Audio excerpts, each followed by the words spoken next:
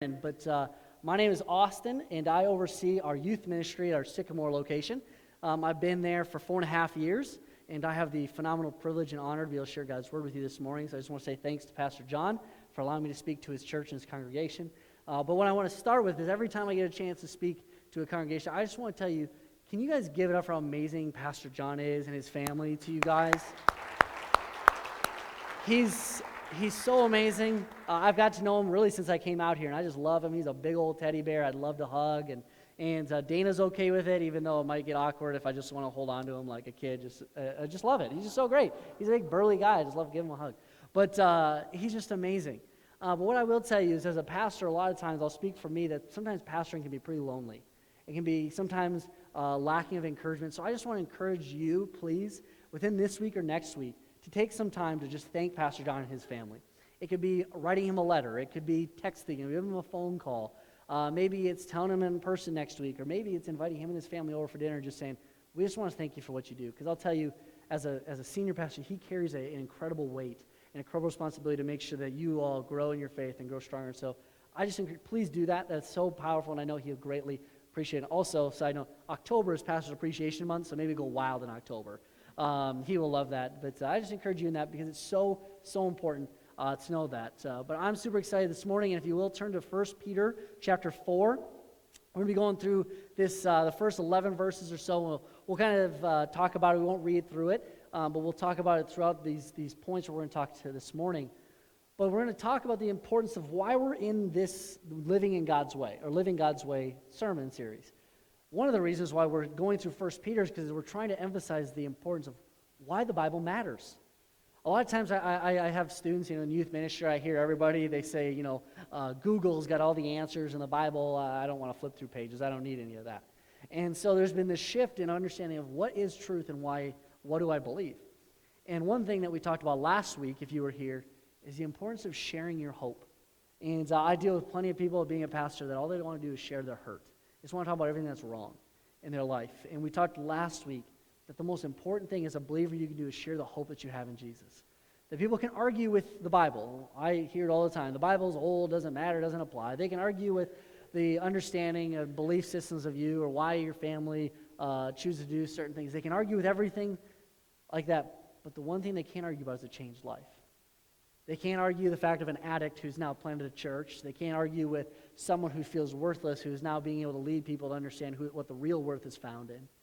You can't argue with a changed life. And so we talked about that last week, how important it is. But we're in 1 Peter 4, and we're going to talk about these things, some things that maybe are a little touchier, something that's maybe a little more painful in a lot of ways. But before we get there, I have a few questions. I'm an interactive person, so if I put you to sleep, I'm sorry, but I need to hear back from you. So, who's ever had a broken bone in their life? If you haven't, you're so lucky. I've had multiple. Okay, who's ever had stitches? Stitches, anyone, okay? What about I already said that. Surgeries. Anybody had surgeries? Okay, so I had surgery, a big surgery 8 years ago. I had heart surgery. And one thing, it's kind of important. One of the things that I learned, I'm married to a nurse, and I've learned that this important thing about surgery is scars. It's a part of it. But scars are actually the proof of healing. It's showing that, hey, there's been some work on it, and I have some really cool scars, but I have to take my shirt off, and that just might get weird. So I'm just not going to do that if that's okay. But I have these crazy scars that show the proof that I was healed from an injury or an issue. But I think a lot of it is we look at these physical wounds in our lives. A lot of times we neglect these things inside our lives. See, the title for today's message is Healing Your Hidden Wounds.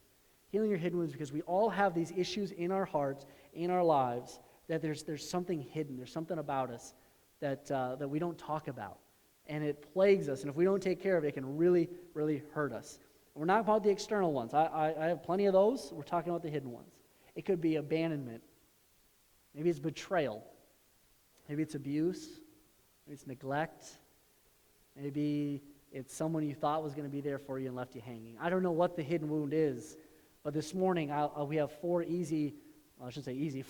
steps of what we can do to begin to heal these hidden wounds that are in our lives. And so I'm very excited about one of the things that I had, and I'll share this because one of this could be ridicule. When I was younger, I'll say this, I'm short, if you don't know, I'm only like 5'9", 5'9" in these shoes, which is great. But I'm short. I'm okay. I've been healed of that. But I'm short. That's why I love stages, because I'm taller than everybody right now. So deal with it. But I'm short. So when I was in middle school, I was tiny. I mean, I was like, I don't know, maybe 5 foot. And I was an athlete. I was in baseball and basketball. Well, to be, especially in basketball, height kind of helps. And so what I used to do is I used to get ridiculed and mocked all the time about being so short and being so skinny and twig.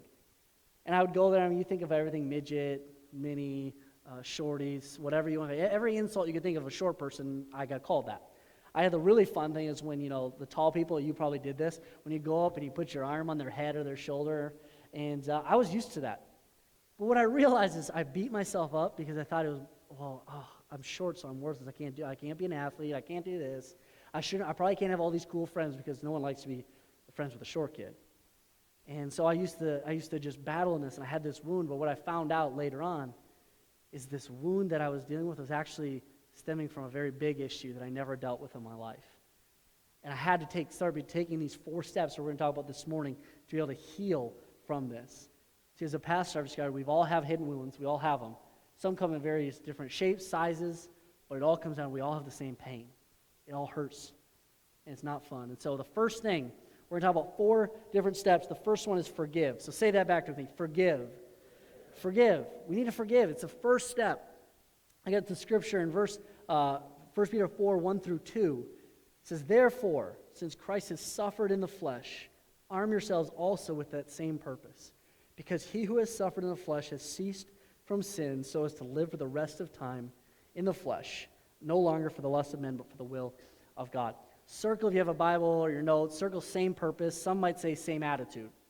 When we are put in a situation that causes us pain, we need to have the same attitude and the same purpose that Jesus had. He hung on the cross, which was unfair. He didn't deserve it. He was ridiculed, mocked, and he was beaten. He had all these things. It was unfair, and yet he still had the same attitude. Does anybody remember what he said when he said, Father, forgive them? For they don't know what they're doing. It's crazy to think. Jesus could look at him and go, these people are doing everything that's wrong. I've never done anything but made their life better, and yet here I am, I'm suffering for it. Some of you might have done everything right, and you're still suffering for something that's happened. And I'm sorry about that, but what I'll tell you is forgiveness is never really about letting the other person off the hook. It's about letting yourself off the hook. A lot of times you're saying, I can't hold on to it anymore. It doesn't mean that what they did was okay or right. What it is saying is, I just can't hold on. I can't let it affect my life and control my life anymore. That's why when Jesus said this, he had physical wounds. He had nails driven through his hand. He got spear in the side. He got whipped, beaten. He had a crown of thorns jammed on his head. He suffered physically. But did you ever think about the hidden wounds that Jesus had? I mean, imagine you're making everybody's life better in a sense. And all of a sudden you get betrayed by a person you spent the last 3 years with pouring into and giving everything you had to him. And he sells you for a bag of silver? What about when he finally gets there and he shows up with Pilate and he's getting accused of all these things that he didn't do, and all of a sudden now he's going to get killed for it? What about when he picks up the cross, he starts walking up the hill and everybody's spitting on him, mocking him, yelling at him, making fun of him? He gets hung on a cross and he's got nobody around him. That's a hidden wound. Some of you know what that feels like, to feel alone. Jesus had hidden wounds as well. But the thing is, he said the same thing, and we have to have the same attitude. Father, forgive him. I don't want to hold on to him, or Father, just forgive him. That doesn't let them off the hook. It lets you off the hook. See, Jesus, what blows me away is Jesus literally could have been like, God, send your army down, wipe these people out, they're morons. Let's start over, get Adam and Eve again, maybe they'll make the right decision. He could have done that, but he didn't. Because he wanted to teach us that the only way to heaven is through forgiveness. And he said, I'm going to show these people, I'm going to show the believers who are going to know me that the real pathway and the bridge into heaven is to forgive. And I'm going to show them when everything is wrong and it's unfair, this is how you live your life. And so Jesus shows us it's the same way we must do. And what I've learned over my short 27 years is that forgiveness is rarely deserved, at least in my mind. I don't know if I even deserve forgiveness, but forgiveness is always the right thing to do. And I'm going to show 3 quick kind of steps about why forgiveness is always the right thing to do. The first one is because God's already forgiven you. And that's it. Close the books. Let's go home. Let's eat some food, Pizza Ranch, wherever we're going. You're buying. No. Let's go. If God's already forgiven us, then there's literally nothing, there's no excuse, there's no reason why we can't forgive somebody else. It's important to understand that when Jesus forgave you, you can never forgive it. So this is my key for this. Here's blow my mind. You can never forgive another person more than God's already forgiven you. I'm going to say it one more time because that rocked me when I first said it. You can never forgive another person more than what God's already forgiven you. So all right, fine, done. God, you forgave me. Okay, I can't hold this against anybody. That doesn't mean that I don't want that they didn't do something wrong. It means I just can't hold on to it. I got to forgive them. I got to let it go. Our second one here is that it's going to say that we all are going to need forgiveness in the future. We're all going to understand it because what I said too is as forgiveness is the bridge. There's a famous quote that says, "He who holds bitterness in his heart burns the bridge of forgiveness that brings him to heaven." Forgiveness is what gets us and bridges into heaven. And when you hold on to unforgiveness and bitterness, you are literally destroying the exact bridge that Jesus said, that's how you get to heaven, through me and through this forgiveness. So bitterness is going to eat you alive. There was a story of John Wesley, and this dude came up to him and was like, I hate this guy. He's evil, he's mean, he's wrong, he's done all the wrong things to me. It's not fair. And John Wesley goes, okay, well, I really hope you've never sinned in your life. And he goes, well, what's the Lord's Prayer say? Is it forgive our trespasses only as much as we want to forgive? No, it says forgive the trespasses as we've forgiven those. That literally just states, God, only forgive me as much as I forgive other people. If I want to hold something in my heart, God, hold something against me. That's what it's saying. So if you want to be forgiven of everything, God, you need to forgive of everything that's in your life. You've got to let it go. The last thing here before we jump to the next one is that you're never going to stop hurting until you start forgiving. Until you learn how to forgive. Again, it's not for their sake, it's for your sake to move on. Hebrews 12 says it this way. Watch out that no bitterness takes root among you, for as it springs up, it causes deep trouble, hurting many in their spiritual lives. I heard it once said that bitterness is like drinking a poison and hoping the other person dies. It's this bitterness that we think we have power, we think we got control, but at the end of the day, it's eating us up, and we don't even know it. Anybody ever heard the song Forgiveness by Matthew West? It's all over the radio. Okay, nobody, that's fine. You don't want me to sing it, your ears will bleed. That's not my strength. Thank you, Brady and the team, but that's not my strength. But in this story, I'll just give you a brief synopsis of it. This mom had her teenage daughter killed by a drunk driver. And this drunk driver was broken. He fell off. He was weeping. You could tell he knew he was completely wrong. And the mom goes to the judge on sentencing day and says, "Take it away. I don't want anything to happen to him. Take it, whatever. Minimize it. Take it to zero. I don't care. I don't want him to go to prison for this." And the judge goes, "Doesn't matter. I'm going to do it anyways." Boom, sentences him. She realizes, and we need to realize, that forgiveness never stops at just our words. Forgiveness always needs to be connected with action. So she consistently started going to that prison, meeting with this man, started bringing her family. She started celebrating his birthday, Thanksgiving, Christmas, holidays, just spending time with him, getting to know him. This man eventually got out, and he got welcomed into a family like their own son. I can't imagine going through that type of pain, that type of hidden wound. But she understood that it was never about holding on to it. I need to forgive because I need forgiveness just as much. And this young man now is part of their family. It's amazing. And Matthew West writes this song. And one of the lines I have here, it says, "It flies in the face of all your pride. It moves away the mad inside. It's always anger's own worst enemy. Even when the judge and jury say that you got a right to hold a grudge, it's the whisper in your ear saying, set it free." Forgiveness is letting go and letting God take care of it.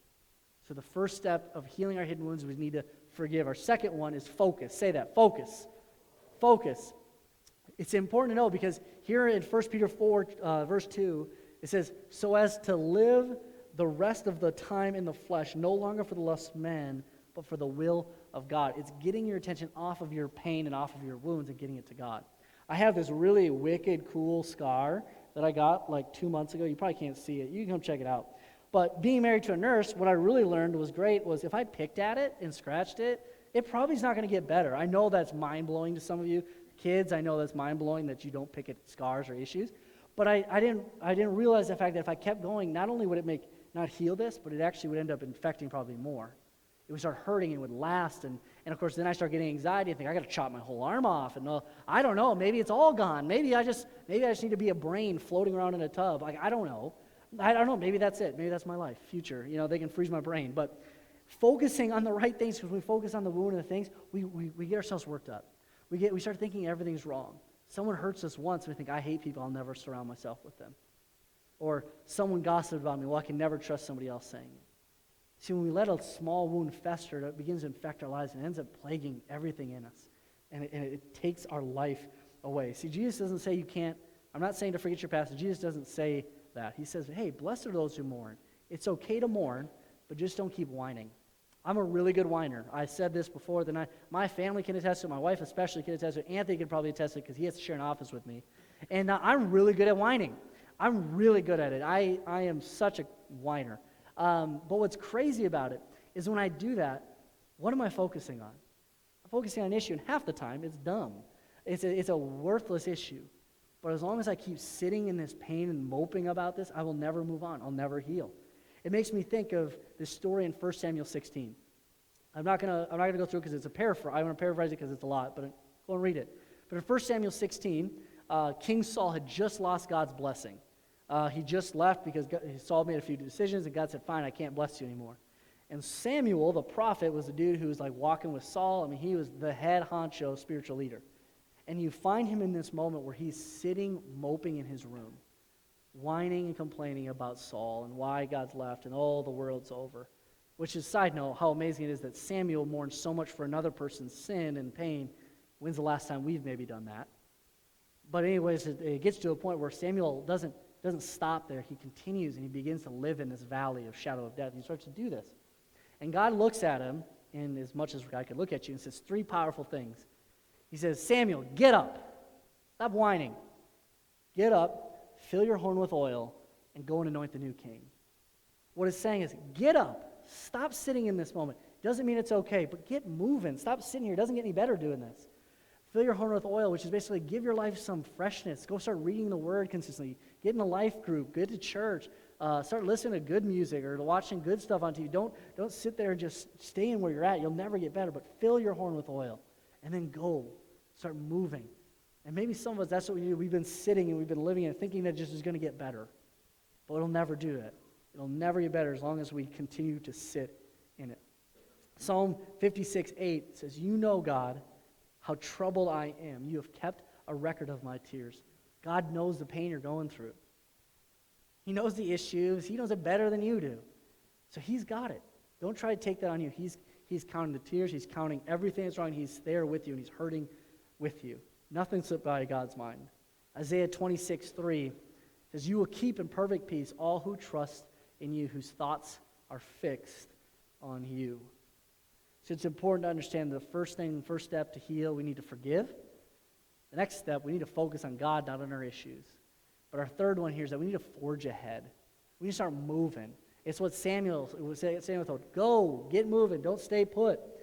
It's in Job, and I love Job. Job's got a phenomenal story, a painful story, but he writes this in chapter 11. He says, put your heart right, reach out to God, and then face the world again, firm and courageous. Then all of your troubles will fade from your memory like floods that are past and remembered no more. I think we all can say, I would love all the crappy circumstances and the pain to just go away.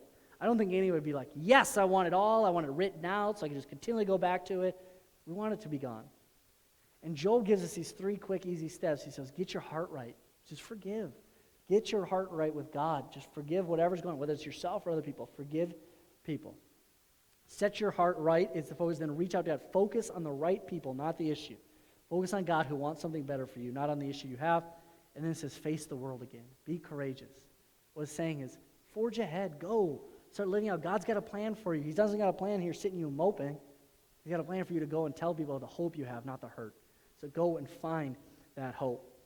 See, Philippians 3:13 says, I am focusing all my energy on this one thing, forgetting the past and looking forward to what is ahead. It's not saying you forget your past. I mean, he says it, but really what he's saying is don't live in it. So many people are just paralyzed by their past. They live in this idea of my past now has power over my future. And as long as you live in that, as long as you think your past pains dictate your life today, you'll always be paralyzed. It makes me think, being transparent with you, that when I was a kid, my parents got a divorce. And I was in like first or second grade, I can't remember. But what I do remember is for the next 15 years, I began to believe that it was my fault. I began to think, gosh, if you wouldn't have been such a waste of money, because you had so many surgeries as a kid, maybe they had money, they went to divorce. Or maybe if you just weren't around, they wouldn't have you here, so then 2 kids is better than 3, and you're just making it worse. And it got to a point, too, where it said, if you just kill yourself, your family would be back together. They don't need you. You're making everything worse. And for 15 years, I began to do this. And then you add in the height issue, which just comes back. It was a wound that I never felt the need to deal with. And all of a sudden, I'm sitting here trying to prove myself I'm feeling worthless. But not only did I feel like that, I started to say, like, oh, I don't want to take risks, because if I do something, I feel like my family's going to abandon me, because I already feel like they don't need me. Or what if it's like, oh, I really want to go do this, but, oh, my friends, I don't really have a ton of friends, and if I do something, I got nobody. See, I began to be paralyzed by this past, by this pain that wasn't my choosing. It wasn't even intentional to me. But I began to believe this hidden wound and let it fester, and never got healing from it. And it wasn't until I surrounded myself. One, I forgave the situation that I couldn't do anything about it. And it wasn't anything more than just figuring out life. But then I decided to focus on God, not on my issue. I decided I got to move forward. I got to keep going. I can't sit in this pain. I can't sit living like this anymore. See, David says in Psalm 34:17, the Lord hears good people when they cry out to him, and he saves them from all their troubles. Sometimes that's just what you need to do. You just need to cry out. Maybe you've been holding in, and you just need to cry out today. Just ask God for healing and help. But not just cry out to God, cry out to other people. Cry out to the people around you. See, some people today spell relief drugs. They try to find relief through alcohol, maybe sex. A lot of people do it through TV. A lot of students I deal with, they try to find relief through social media and all their likes. And I love social media. I think it's a great tool. But the real only way that we can spell and find relief is through Jesus. We can chase everything. I just think of King Solomon and Lamentation, vanity, vanity, all vanity. I get it, because when I was going through that, I tried to find my identity and value in other people, in my athletics. I wasn't the smartest kid, because my brother was a genius, my sister was a phenomenal athlete, and I was like, I got the scraps. And so all of a sudden I started finding my life, my identity, in whatever I could get, whether it's manipulating people. But as long as I continued to do that, I never found real relief. I exhausted my energy in this area, in that area, in that area. It came to a fact where I could say, Jesus, I don't got it. I need you. I need to let go. I need to forgive. I need to focus. I need to forge ahead. And our last one here this morning is that we need to find a group, find a small group, a support group. You can never recover and you can never live life alone. It's impossible. From the beginning of time, God looked at Adam and said, bro, it's not good for you to be alone. And he wasn't talking about physical, which is great, and we need to multiply. But what you look at, he wasn't talking just about that. He looked at him and says, Adam, you can't do life alone, man. You need somebody who's there going to be with you, who's going to support you, who's going to love you, encourage you, and help you heal from wounds that maybe are going to happen. And that's what the church is still today. That's what the whole purpose of your life group is. I just tell you, if you're not in a life group, that's your next step. And you can talk to one of the volunteers, you can talk to Anthony or anybody in here who's going to help you connect, because we can't do life alone. It's being together. Life group, literally, what I've explained is living in fellowship every day. We need to be in community. It's the whole definition of what church is all about, because in Galatians 6:2, it says this. It says, carry each other's burdens, and in this way you will fulfill the law of Christ. And the law of Christ, people, is love God, love people. That's easy. You can't love God if you don't love people. You can't love God if you don't want to surround yourself with people. You need people. Doesn't mean the people in the past haven't hurt you, but I tell you, you need people. You can't do life alone. It makes me think of just recently, my wife and I lost a family member, completely unexpected, something that just blindsided us, really. And we were doing okay, but what I realized was, even as a pastor, I will tell you, I had a hard time wanting to reach out to my life group. Because I would be like, I'm all right, I got it, we're good, like I appreciate it, pray for us, we're good. What it came down to is what a life group really is about is a couple in our life group calls me or texts me and says, hey, and I'm going to just say how he and I talk, goes, hey, idiot, stop pretending like you got this. We're coming over, we're bringing dinner, this is where we're going, decide what you want, and we're coming over, we're just going to spend time with you. I will show up at your house, doesn't matter. So, okay, well, I don't really have an option, free food, sure, let's do it. So I got free food, He and his wife and his 2-year-old daughter came at 9 o'clock at night and spent an hour or so just talking with us. Just saying, we love you guys. We're so grateful to have you in our life. We're sorry what you're going through, but we're here for you, whatever that looks like. That's the heartbeat and the lifeblood of this church, is groups. Hurting with each other, healing with each other, supporting one another, strengthening one another. That's why it's no surprise, I think of it, that 58 times in the New Testament alone. I heard it said once that if God says something once, it's important. If God says it twice, it's really important. And so when I hear 58 times, I think of the old meme of, listen, Linda, shut up, this is important. And I look and go, oh, wow, okay, so one another, it's kind of important now. It's not myself. And God and Peter is talking about this, that you need people in your life. You can't do it. That's why here in 1 Peter 4:9, it says, be hospitable to one another without complaint. We need people.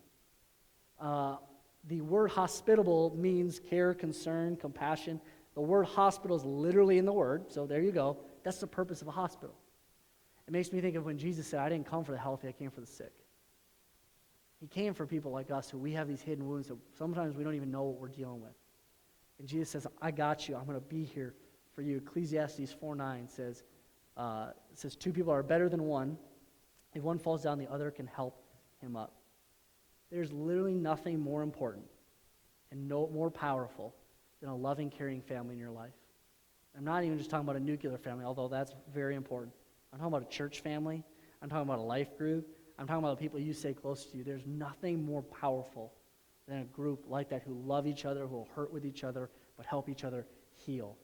This is why groups are so important. It's groups like Hebrews 10:24 and 25. It says, think of ways to encourage one another, to outbursts of love and good deeds, and let us not neglect meeting together, but encourage and warn each other, especially now that the day of his coming back is drawing near. We need each other to support, to help. It's a common understanding of what does it mean to be there for each other, because we can't heal on our own. See, forgiving is the first step, and it begins the healing process. Forgiving yourself, or forgiving another person, or forgiving the situation. Then you need to start focusing on God, who has a purpose and a plan, even in the pain of it. He can turn your mess into a masterpiece. I've seen him do it. He's done it in my life. He says, forge ahead. Stop living in this and living in this cone of sadness and anguish. Start moving forward. Keep going. And I believe in forging ahead is where the biggest growth of your healing is going to begin. Because when you do that, you're saying, I'm not going to hold back anymore. I'm going to keep going. I'm going to start asking God to take this pain away, take this hurt away, but to then use it for someone else who's maybe got a hidden wound that they haven't healed from yet. See, for me in youth ministry, I know I deal with a lot of students who have divorced parents. And parents going through stuff, and I tell you, they don't believe the fact that how much I can relate to them because of it. I don't know your hidden wound. I don't. What I tell you is because you have a hidden wound means you also have a hope that you can share. And your hope and your story might be at the point of somebody else being able to start to heal. But the final thing is we need to have that group to surround us. Makes me think of these 2 glasses or 2 cartons of milk. They look ordinary out here. Some of you who are, I love milk, will want to come up here and probably like, I want to drink them. All right, you can have it. What if I told you one of these is a sour milk that's been sitting out in the humidity in the sun? Would you drink that one? Hope not. Well, it's going to be it's going to be a lot of toilet time, I guess.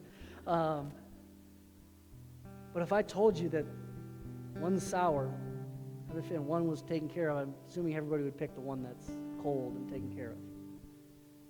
What worries me is that there's people here this morning that they're the spoiled milk. That they look good on the outside, but inside they're rotting away. They haven't surrounded themselves with the right people, putting themselves in the right atmosphere to grow. They're sitting here and everything on the outside looks fine, but inside they're sick. And this is what hidden wounds do us when we don't choose to heal. We don't choose to ask God and forgiveness of the situation. We don't say, God, I want to focus on you, not the pain anymore. What happens when we choose to not decide to forge ahead and make the decision to move? Also, what happens when we think we can do life alone? God never intended you to ever suffer in silence or to hurt by yourself. That's why church is literally just a community of people who love each other. That's why I love this church and I love your pastor. Because it's people who want to hurt, love each other. Anthony felt it in the short time he was here. Don't be someone in here that has a hidden wound that's just going to sit yourself and let it spoil. Be someone who wants to get healing and begin today. Maybe your next step is one of these 4. Maybe it's a group. Whatever it is, we all have a next step. We all have a hidden wound. So what's yours? During this song the band's going to play, maybe you just need to spend some time asking God what it is, asking forgiveness, choosing to focus, whatever it is. Spend this time. Let's not leave here without an action step, without a next step in our life. So let's pray.